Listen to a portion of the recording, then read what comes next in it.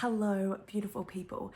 Now, I want to talk today about something that is super interesting and really important, and it's about how our beliefs about ourselves, whether we realize them or not, they really create our reality. They really drive our entire existence.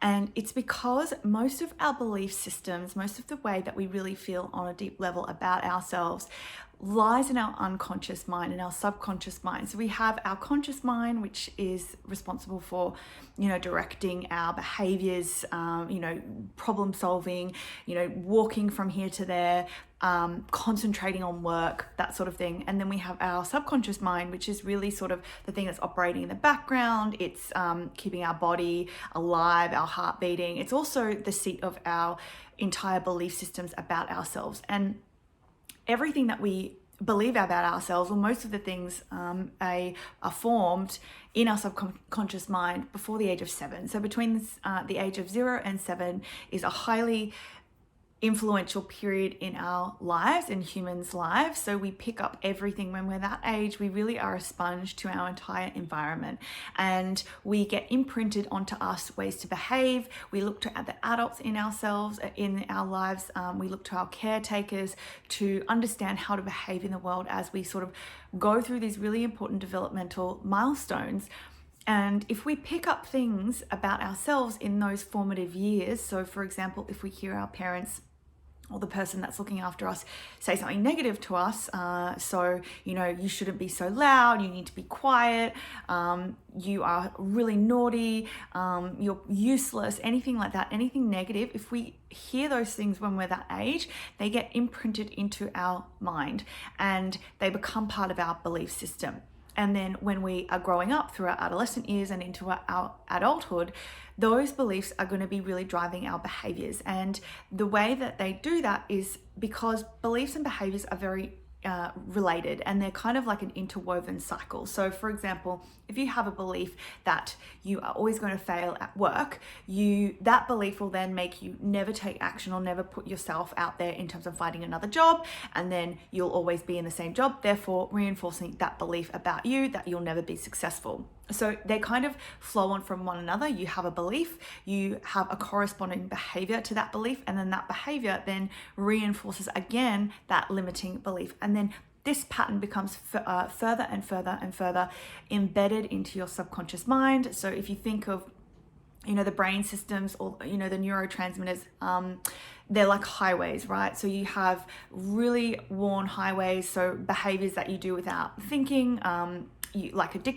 addiction is really good example of this. Like you have a cue for an addictive behavior, and then you carry out that behavior, and then it's reinforcing that behavior over and over again. And that's kind of what these belief systems are. So we kind of have to, when we want to change that, we have to go back and start to unwind some of that conditioning, some of that programming that you've picked up or that we pick up when we're kids. And it can be a slow process, and if you think of, if you're in your 30s or late 20s and you've got this belief about yourself and this corresponding behavior, you've taken your whole life to build that into your brain, into your psyche.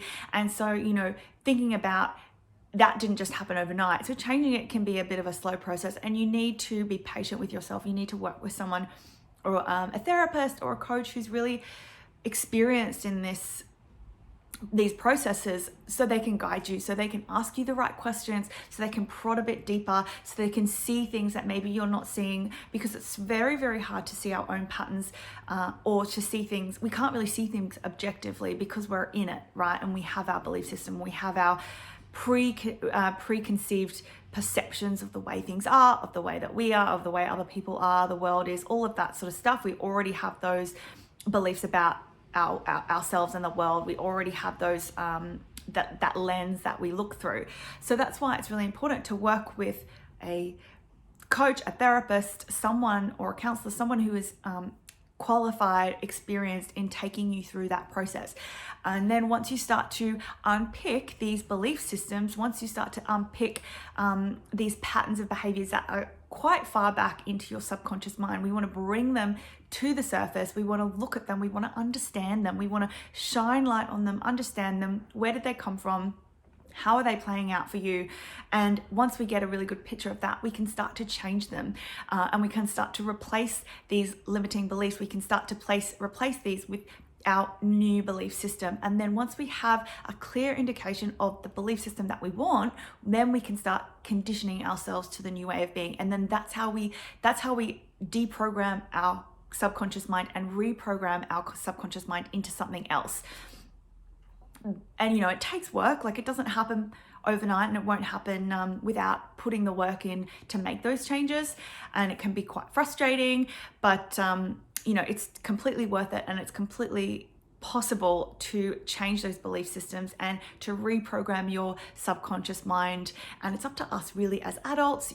We can't change how we were brought up. Everything has been a lesson for us. Our soul chose this body, this life, this experience to come into, to learn from, to grow, to evolve, to transcend.